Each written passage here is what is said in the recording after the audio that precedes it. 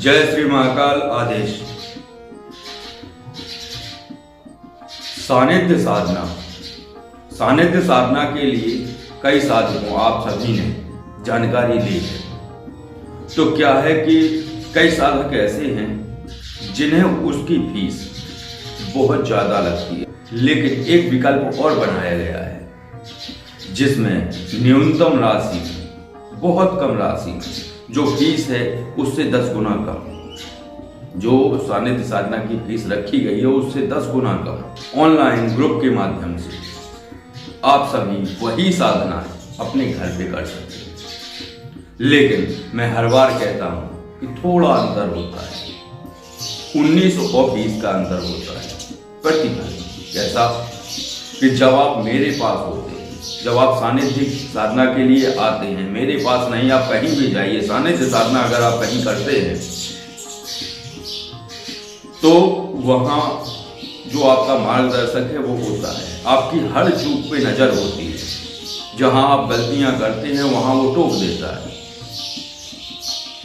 और एक सही तरीके से ऊर्जा नियमित होती है। हवन में कितनी चूकें होती हैं, क्या मिलाना है, कैसे मिलाना है, ये सभी चीजें अगर आप सानिध्य में सामने बैठ के करते हैं तो ये चूकें नहीं होती। और जब आप ऑनलाइन घर पे होते हैं तो बारीक से बारीक चीजें छूट जाती हैं। जैसा उस वीडियो में राम रक्षा जी आए थे सानिध्य साधना करने के लिए, तो उनसे हमने पूछा कि ऐसा आप करते थे घर पे? बोले ना गुरु जी, ऐसा नहीं हो पाता था, क्योंकि यहाँ बहुत कई बार डांट पड़ी मुझे, क्योंकि चूक होती है। तो बस इतना ही अंतर होता है कि जब आप घर पे करेंगे तो थोड़ी बहुत चूकें होती हैं तो प्रतिफल 19-20 हो जाता है, ज्यादा नहीं दिक्कत है। तो कहने का मतलब ये है कि जो साधक ज्यादा फीस नहीं पे कर सकते हैं, सानिध्य साधना की तरफ नहीं जा सकते हैं, और उन्हें जो साधनाएं दद्दा महाराज ने की वो साधनाएं अगर वो चाहे तो घर बैठ के कर सकता है। जो साधनाएं दद्दा महाराज ने की कि आप अपने शत्रुओं को प्रसाद दे सकते हैं। प्रसाद का मतलब आप समझ रहे हैं, जैसे कोई जैसे दद्दा महाराज ने प्रसाद दे दिया था उनको, एक व्यक्ति उनको परेशान करते थे, कभी उनके दरवाजे पे कूड़ा फेंक जाना, कभी उनके बाहर उनके जानवर बंधे होते थे, दद्दा महाराज के भैंस है, गाय हैं, चुपचाप सुबह आया, खोल दिए उनकी वो रस्सियाँ खोल दी और भगा दिया। अब दद्दा महाराज सुबह जाके चलो भाई दूध निकाल लें जानवरों का, अब जानवर गायब है। तो इस तरीके से वो व्यक्ति परेशान करता था दद्दा महाराज को। तो दद्दा महाराज ने एक दिन पता लगा लिया कौन है, और इन्हीं अघोरी महाराज के द्वारा दे दिया प्रसाद। आपने वो वीडियो देखा ही होगा, वो एक हफ्ते से फिर दिखाई नहीं दिया। तो इस तरीके से चीजें होती हैं, ऊर्जाओं का खेल है सब। और जैसे मान लो छोट-मोट नजर दोष हैं, या किसी महिला को कोई छोटी मोटी चुड़ैल या पिशाच या इस प्रकार की कोई समस्याएं हैं, और ये ब्लीडिंग वाली माहवारी की कोई दिक्कत, अनियमित हो जाना, इस प्रकार की तमाम समस्याएं, जैसे गाय जानवरों को कोई दिक्कत हो जाना, दूध ना निकलना, वो आपने वीडियो में देखा ही है। और बाकी यही है कि एनर्जी रिमूवेशन भी कर सकते हैं आप। दद्दा महाराज बहुत पुराने साधक रहे और मुसलमानी तंत्र में विशेष जानकारी है उन्हें, तो उनके अपने सेंसर पहले से खुले हुए हैं। वो एक अच्छे साधक होने के नाते वो तत्काल उन शक्तियों से जुड़ गए। अघोरी काल का मसान से तत्काल जैसे ही साधना की, दूसरे दिन रात्रि में इन्होंने प्रयोग करने शुरू कर दिए थे, क्योंकि पुराने साधक होने के नाते इनको वो सभी घर घाट जानकारी थी, सभी घर घाटों की। सभी घर घाटों का मतलब है उसके विशेष सूत्रों की जानकारी थी इनको, कि किस तरीके से शक्ति से जुड़ा जाता है, किस तरीके से शक्ति से प्रार्थना की जाती है, किस तरीके से शक्ति से प्रयोग किए जाते हैं। तो यही है कि जो व्यक्ति न्यूनतम राशि में ये साधनाएं ऑनलाइन माध्यम से, ग्रुप के माध्यम से जो करना चाहते हैं, वो सभी साधक किसी भी तरीके अर्थात ये जो नंबर स्क्रीन पे दिख रहा है, इस नंबर के माध्यम से आप कॉल कर सकते हैं, व्हाट्सएप कर सकते हैं और इस विषय में जानकारी भी ले सकते हैं कि इसकी फीस क्या रखी गई है या इसकी दक्षिणा राशि क्या रखी गई है इस ग्रुप की, तो वो कॉल के माध्यम से जानकारी ले सकते हैं। और जो भी साधक चाहें तो अभी जुड़ जाएं। और ये ग्रुप 21 फरवरी से आरंभ हो जाएगा। इसकी साधना 21 फरवरी से शुरू हो जाएगी और 1 महीने का ग्रुप रहेगा। एक बार की ही पेमेंट रहेगी। एक बार में आपने दक्षिणा दी या पे किया या फीस दी, कोई भी विषय समझें आप। इसमें क्या है कि आप लोग जुड़ जाएंगे और जुड़ने के बाद कुछ विशिष्ट मंत्रों का जाप कराया जाएगा आपके द्वारा, जिससे आपका ओरा मजबूत हो। फिर साधनाएं कराई जाएंगी। वर्तुल साधनाएं मतलब अघोरी, कालका, मसान, ये तीनों अपने आप में पूर्ण हैं। अगर तीनों साधनाएं व्यक्ति कर लेता है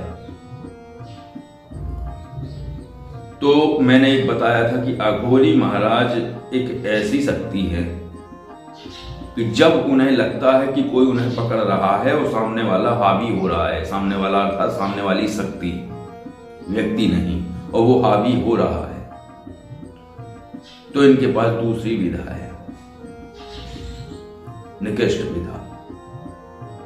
तो उससे चाहे जो हो, चाहे ब्रह्म राक्षस हो, भागना पड़ेगा। पकड़ना एक अलग विषय है, पकड़ के बांध लेना और बांध के उसे विसर्जित कर देना एक विशेष समय के लिए। जैसे मान लो एक और मैं आपको सूत्र बताऊं कि जब कोई तांत्रिक किसी के ऊपर से नकारात्मक ऊर्जा हटाता है तो वो क्या कहता है। मान लो उसने ये कह दिया 10 वर्ष के लिए इस शक्ति को, जो भी इष्ट शक्ति है उससे बोला कि 10 वर्ष के लिए इस शक्ति को बांध लो, या 1 महीने के लिए बांध लो, या 50 साल के लिए बांध लो। जितना भी उसने समय दिया अपनी इष्ट शक्ति को उसको बांधने के लिए कि इसको इतने वर्ष का कवच लगा दीजिए।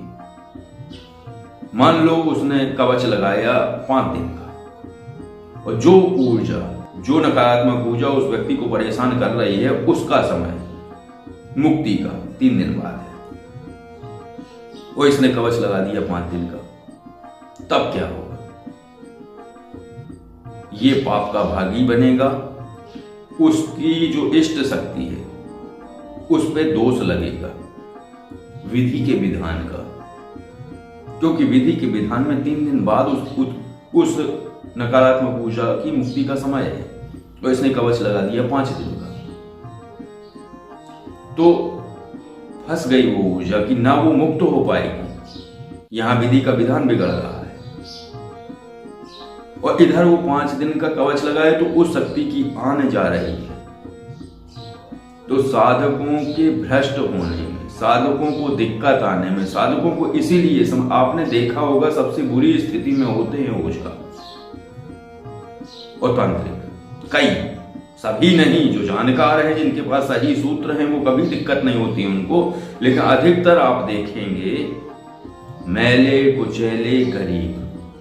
बुरा ना लगे भाई, शब्दों का चुनाव तो करना होगा, उस चीज को समझने के लिए कुछ तो बताना होगा। पैसों का अभाव हो जाता है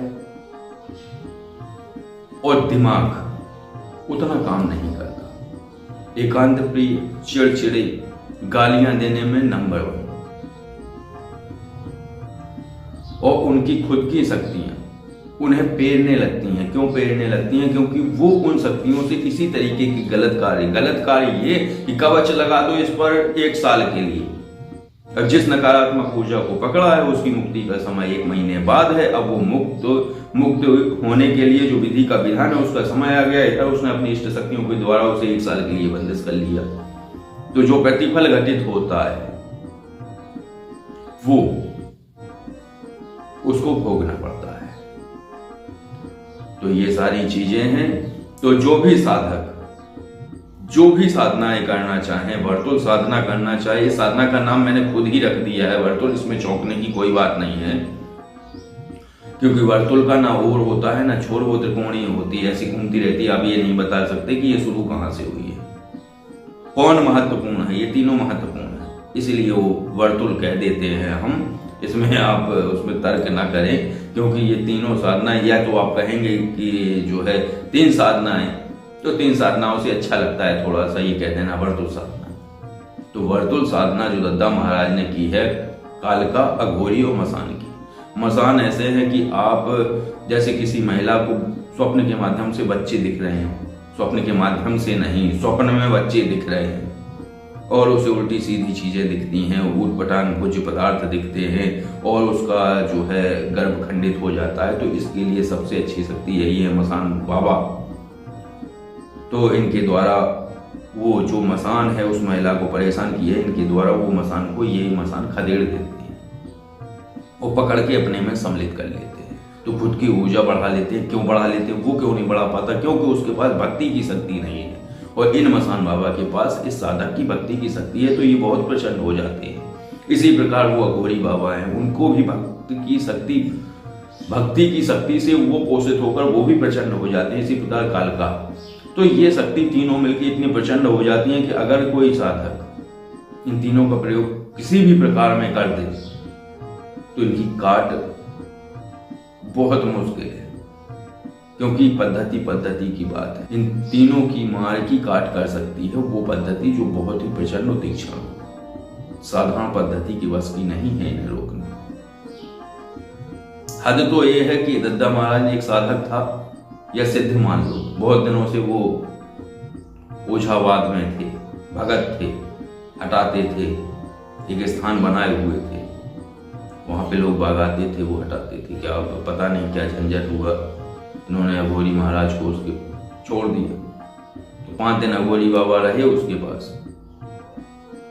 5 दिन कोई कार्य नहीं कर पाया, शक्तियां काम ही नहीं की, क्योंकि उसके जितनी इष्ट शक्तियां थी सभी दूर हो गई।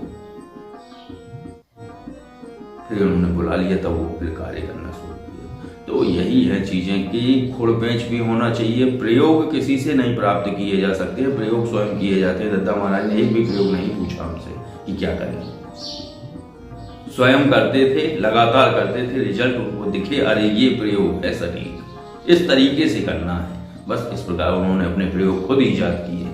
तो बस यही सारी चीजें हैं। तो जो सिखाने वाला होता है वो बहुत सही तरीके से ही सिखाता है कि कहाँ क्या चूक हो सकती है। तो यही है कि जो भी साधक सीखना चाहें तो वो संपर्क कर सकते हैं और इस न्यूनतम राशि साधना ग्रुप में जुड़ सकते हैं। अघोरी कालका मसान इस साधना ग्रुप में वो जुड़ सकते हैं, क्योंकि कई साधकों के फोन आ रहे थे, तो वो तो जुड़े हुए हैं ही। बस उन्हें वो अपनी फीस जमा करेंगे और उन सभी का ग्रुप तैयार हो जाएगा। तो सभी साधक उसमें जो है साधनाएं अपनी प्रारंभ करेंगे। 1 महीने का ग्रुप है और मसान बाबा की साधना है 9 दिन की, अघोरी बाबा की साधना है 11 दिन की और उनकी कालका माँ की साधना भी 11 दिन की।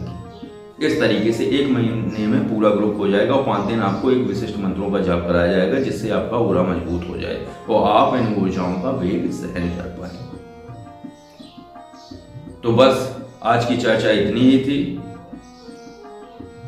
और अगर आप किसी भी विषय पर, इसी विषय पर चर्चा करना चाहते हैं जो स्क्रीन पर नंबर चल रहे हैं उन नंबर पर संपर्क कर सकते हैं। और अगर आप किसी भी आध्यात्मिक विषय पर जानकारी चाहते हैं तो कॉल मी फॉर के माध्यम से आप कॉल कर सकते हैं। जय श्री महाकाल। आदेश।